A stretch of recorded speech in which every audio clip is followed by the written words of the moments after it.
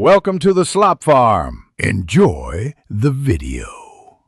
In this video, I will show how to make cheese Maggi without cheese, full guide. Start by boiling 2 cups of water, add 1 packet Maggi, and cook until noodles are nearly done. Reserve a little pasta water. Stir in 2 tablespoons butter and 2 tablespoons milk to create creaminess, then mix in 2 tablespoons nutritional yeast and 1 tsp mustard for cheesy flavor. Finish with salt, pepper, chopped herbs, and a squeeze of lemon for brightness. Gather simple ingredients and easy swaps to mimic cheese flavor.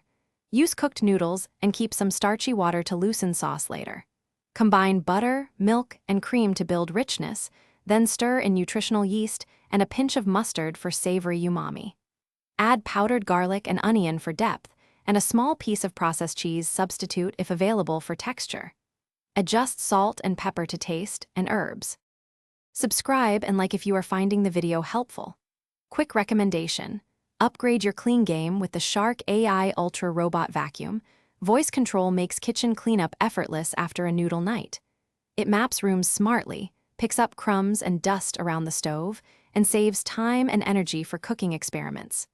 Check the description for the link and other deals, and now let's get back to the video. Cook noodles just shy of done, then drain, leaving about 2 tablespoons of starchy water. Return noodles to the pan, melt butter, pour milk, and stir to warm the sauce. Add nutritional yeast, mustard, powdered garlic, and onion, then mix thoroughly for even coating. Taste and adjust seasoning, add chopped herbs or chili flakes if you like a kick, and serve immediately for best texture. Enjoy the creamy, tangy noodles without actual cheese. Thanks for watching. Consider subscribing if we helped you today.